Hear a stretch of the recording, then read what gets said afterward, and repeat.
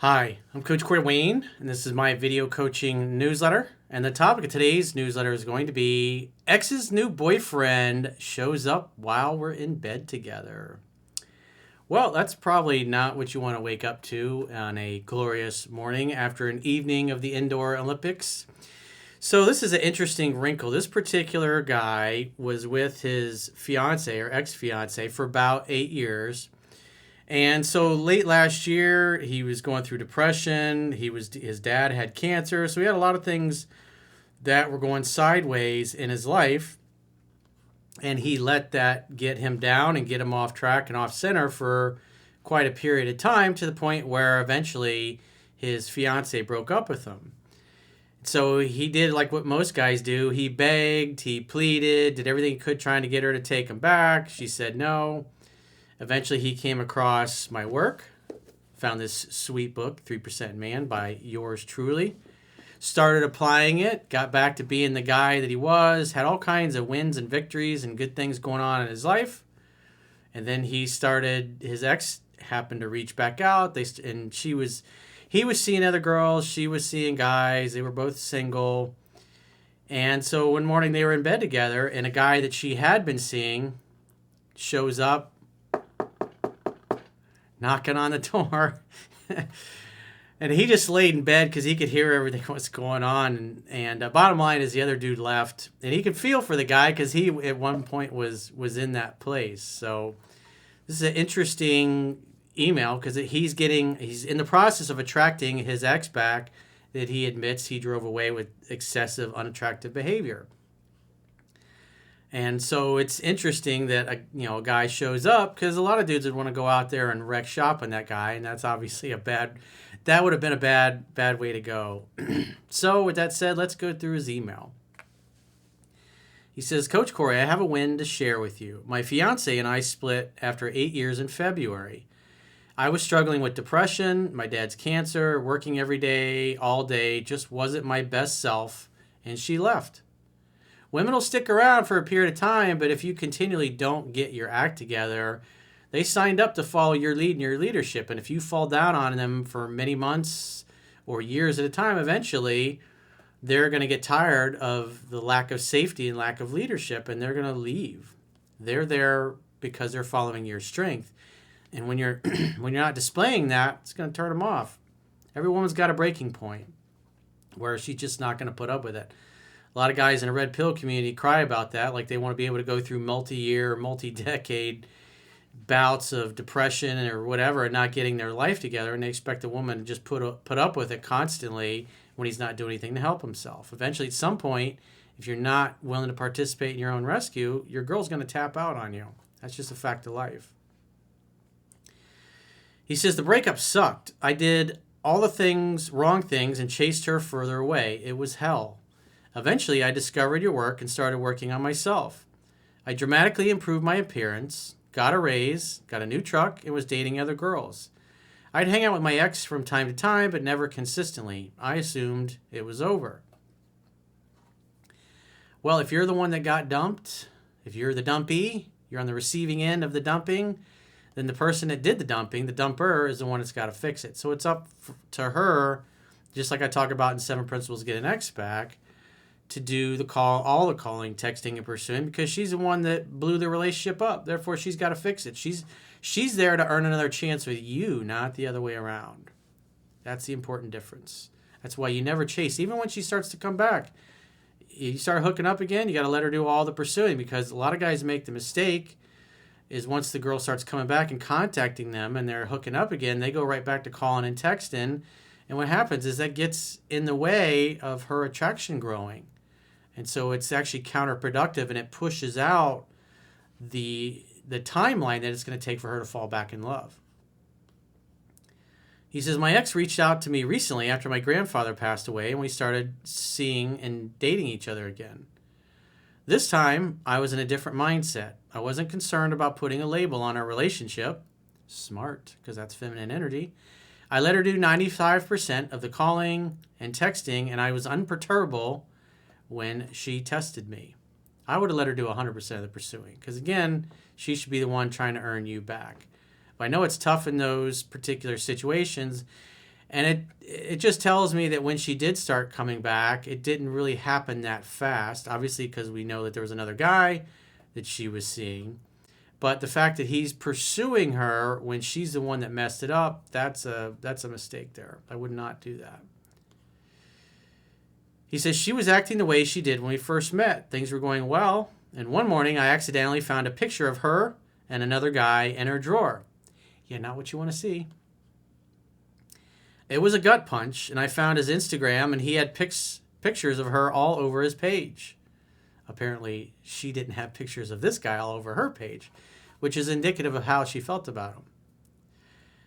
If you're important to her, you're on her Instagram, and if you're not, you won't be there.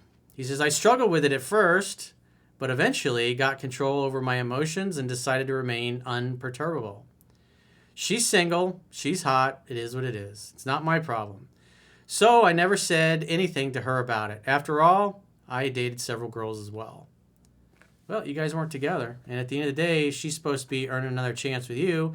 And you're keeping your options open. You're a free agent. Maybe somebody hotter and better looking comes along and more fun and more ideally suited to you.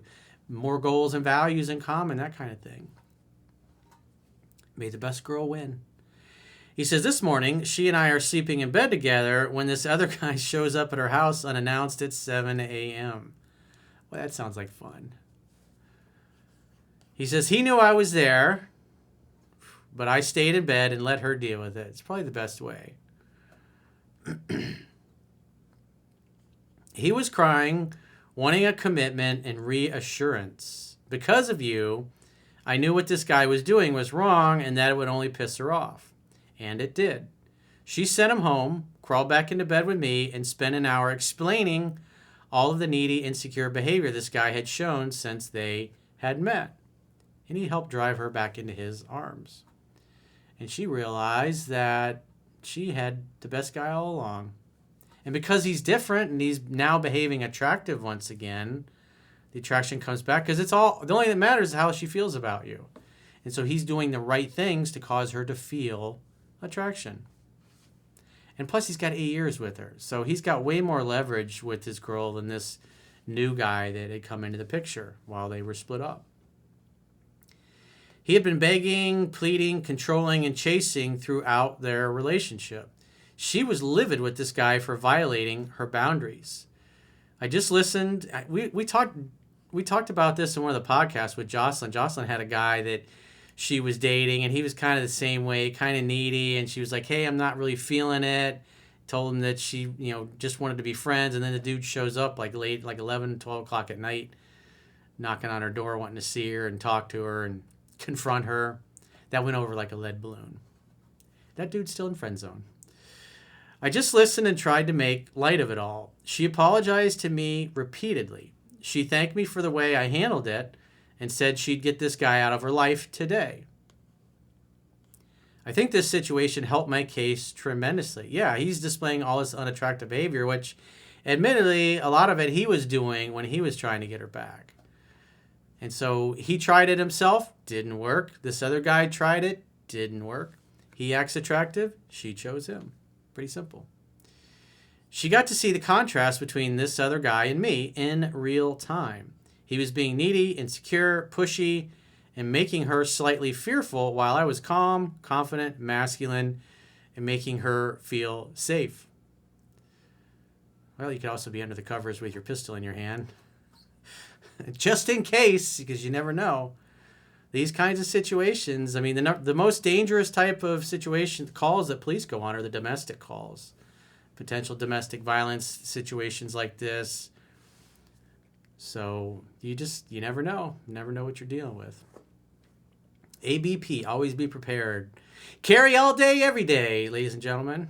At the end of the day, if you're an American, it's your sacred duty to be armed, safe, and competent with firearms.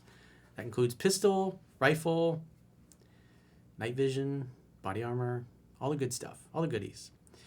He says, I don't know. I'm sure some of the leftists in Europe are really going to hate that. You damn gun nuts, you people, gun crazy Americans. It's like, Americans are the equals of their government. That's why we have guns. Simple as that. That's why it's in the Second Amendment. Doesn't matter whether you like it or not. That's just a fact of law and reality. And until you convince 75% of the country to do a constitutional amendment and 75% of the legislatures, it's not going to happen. Not going to happen.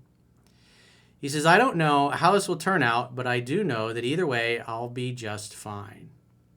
Let her win you back. At the end of the day, like I said, I wouldn't even be doing 5% of the pursuing. I'd let her do 100% of it.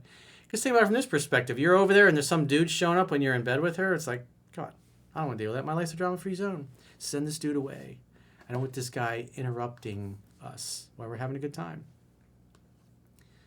My advice to your listeners is that your teachings are a mentality, not a dating system. So true. He says, when you have that mentality, the shit gets real easy. Well, remember, people, like Tony Robbins said, people will act consistently with how they view themselves to be. And it doesn't matter whether the view is accurate or not. In the beginning of the email, this guy was going through a tough time. He was depressed. He's dad's got cancer.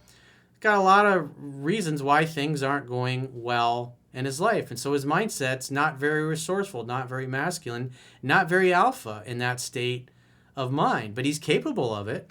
And so when he came across my book, he accentuated the attractive behaviors that men bring to the table that attract women to them. And he stopped doing the things that the other guy was doing. So he did it once himself, saw how it didn't work, and he got to watch another guy do it with his ex-fiance and see how it turned her off as well. And so when you see those kinds of things in the real world and you experience them, it really helps you understand and lean into the mindset, because then you see it showing up in your life. Wow, this stuff works. Just like I've said countless times over the years in videos, it's like, even if you think, maybe this is the first video you've seen of mine, maybe if you think I'm full of crap, if you apply what's in this book, you will have better results. Your life will get better, and your relationships with women will become more easy and effortless, and you'll be able to spot the Fruit Loops and the nutcases and the women that you shouldn't have anything to do with. So you can attract and have a drama-free life. So if you got a question or a challenge and you'd like to get my help, go to understandingrelationships.com, click the products tab at the top of your screen on any page, and book a coaching session with yours truly. Until next time, I will talk to you soon.